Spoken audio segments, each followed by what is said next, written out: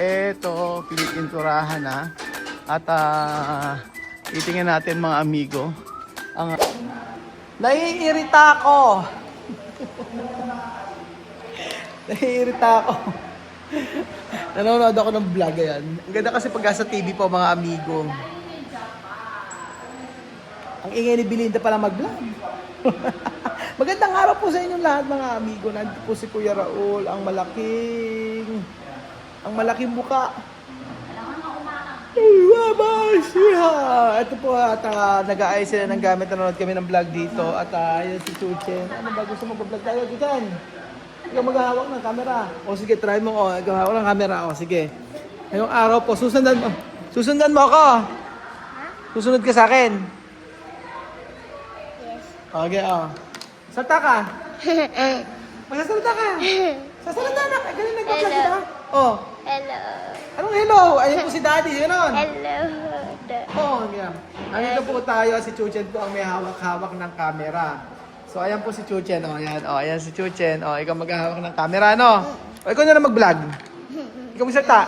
Nandito po kami sa bahay. Okay. Lakas mo! Dito po kami bahay. O.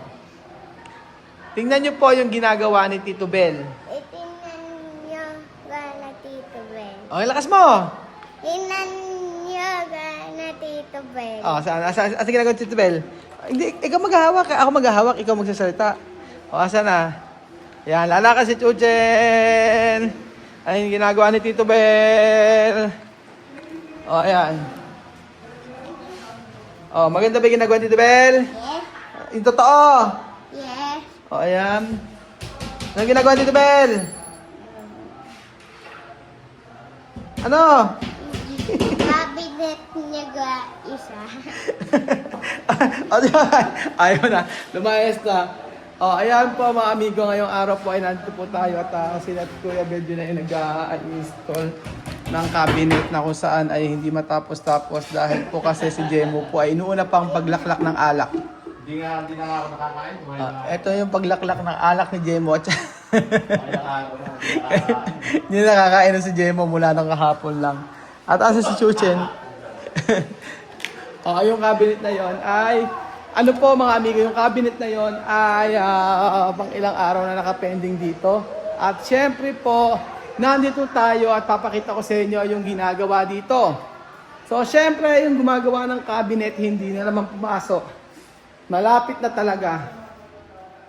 Malapit na tayong mapundi. Kaya si Kuya Marvin nagagalit.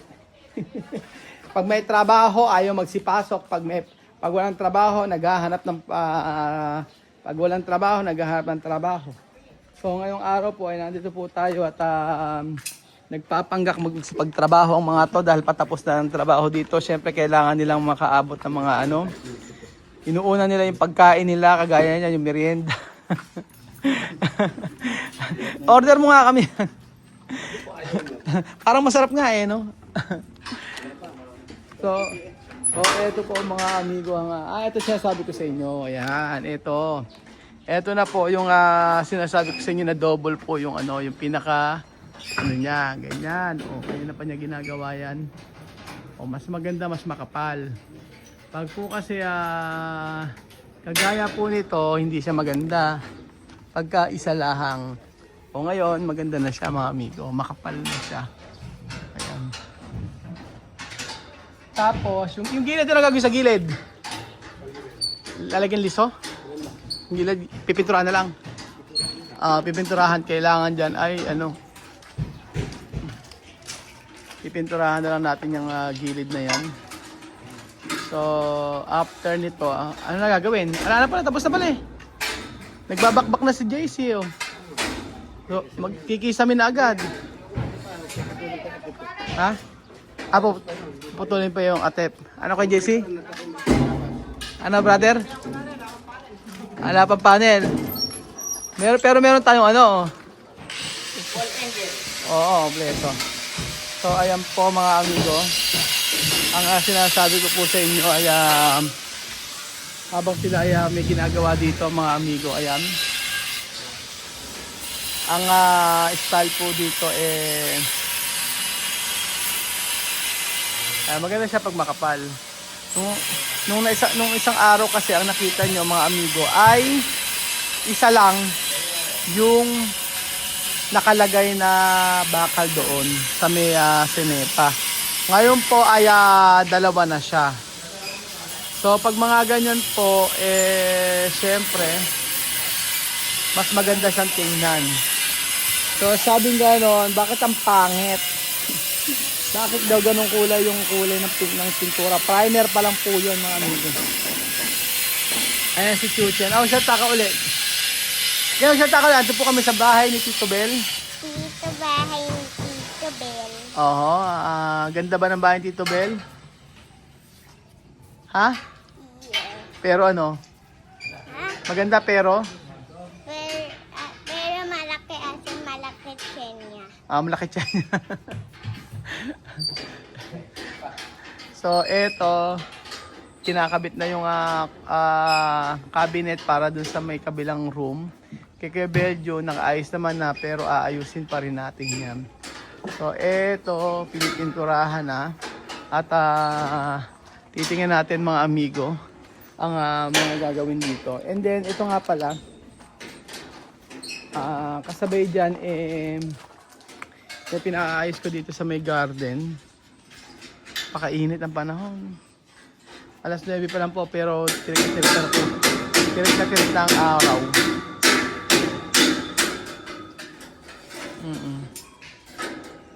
So walang baba. Nakakapit ba yung bakal? Nagugulat nga ako eh. Ilang araw ba to? Isa. Dalawa. 3 araw pa lang ata ito, 3. Ang bilis ano? Ang bilis na magtrabaho. Oh. 3. Pang-4 ata ngayon. Pero ang bilis na magsipagtrabaho, ano? Nakikita ko kasi pag nasa loob ako, hindi naman sila humihinto eh. Pag-iinom lang tubig, ganyan. Wala naman mga bisyo, hindi naman nag-garilyo. Basta pagkatapos na, pagkatapos nila, magmerienda, diretso ulit sa trabaho nila. Diretso sa trabaho. Ayun si Chuchen. Ayun si Chuchen. So ano ba katatapusan nito? Ang katatapusan po niyan mga amigo ay may mga ilaw po dyan sa gitna. Ay may mga ilaw po yan na maliliit. 1, 2, 3, 4. Sabi ko mga 20 ilaw na maliliit. Tapos pagkayari niyan, meron diyang lalagyan ng paring. Tapos lalagyan ng ano to? Ng board. Ano tawag doon? Ano nalagay? Ano ba yan? Ayun, guys. Nalagyan po ito mga amigo ng anong tawag doon? Nabablock-out ako. Lalagyan ng hardiplex. Hardiplex. Lalagyan ng hardiplex. Tapos pagkayari, at saka lalagyan natin ng PVC. Ay sabing ganun po man, pinturahan na lang doon namin. Nako, ayoko. Gusto ko meron PVC. Kasi meron ako PVC nakita na dark brown talaga siya. Sobrang ganda niya.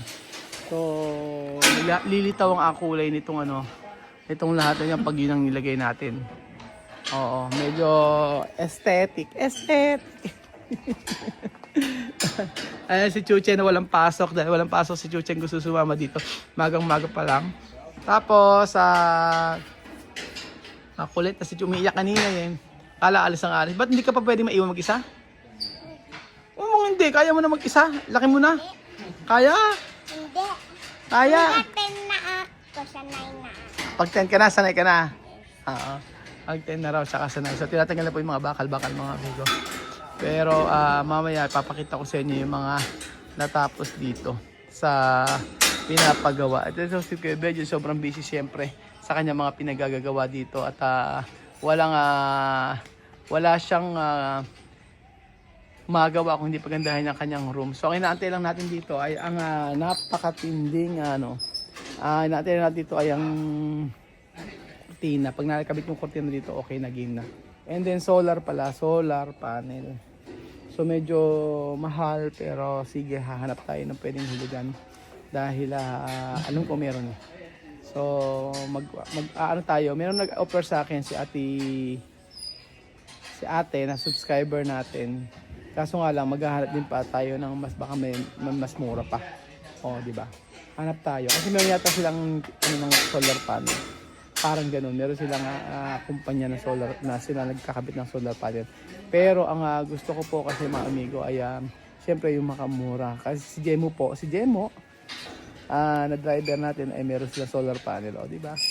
Eh di wow mo na. Dinaig pa tayo. Meron pa tayong solar. O, mga 12 na panel lang naman ang kailangan natin para mapagana yung aircon dito sa may baba. Yun ang importante sa akin, yung aircon sa baba sa umaga at saka yung aircon doon sa taas sa gabi. O, isang dalawang aircon siguro sa taas. Yung kaya, kahulog ang basag. Baka mabasag ang salamin.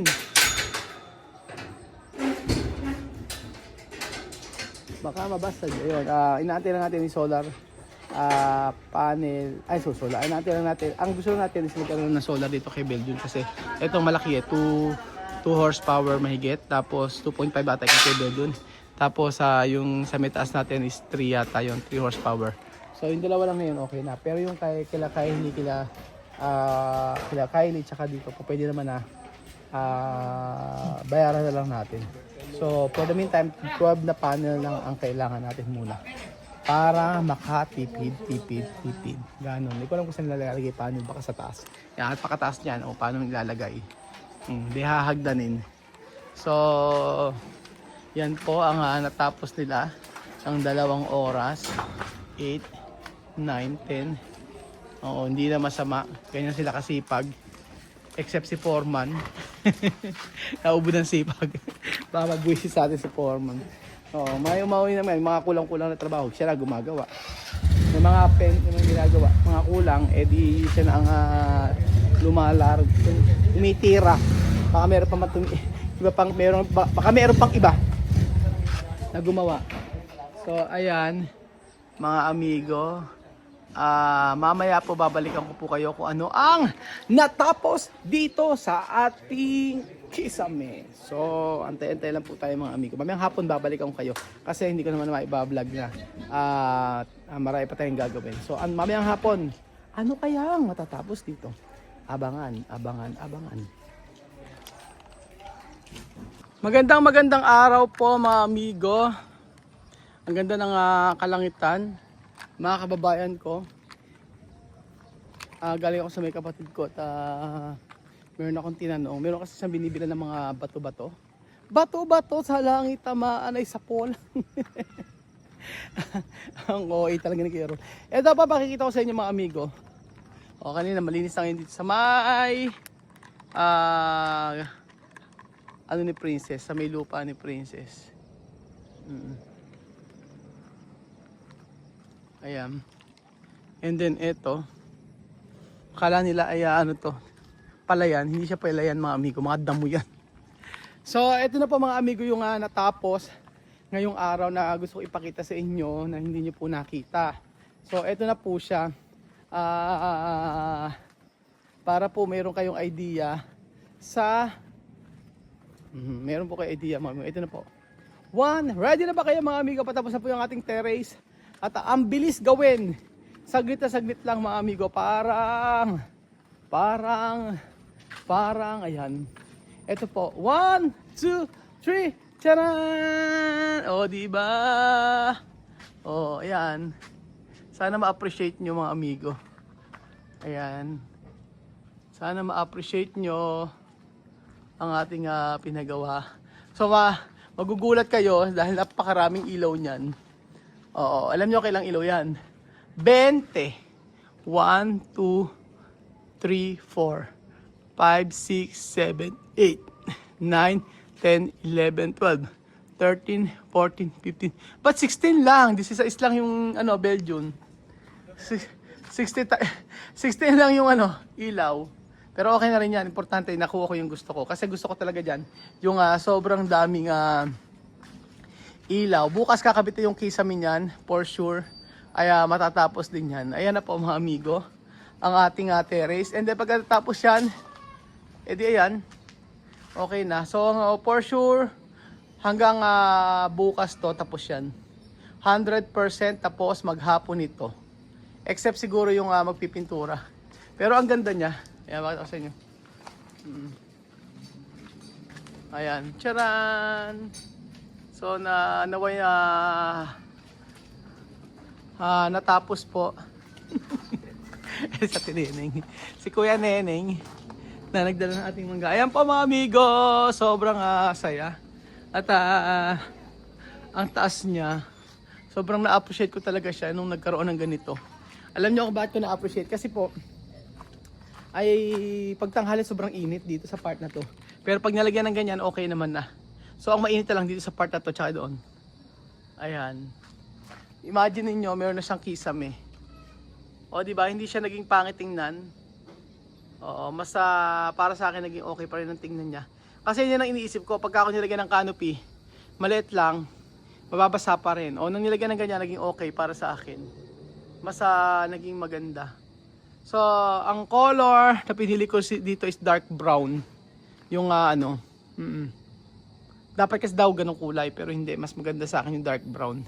Ang ganang tingnan niya kasi maraming ilaw tayong ilalagay dyan. So, ayan po mga amigo. Thank you so much po sa panonood ng episode na ito.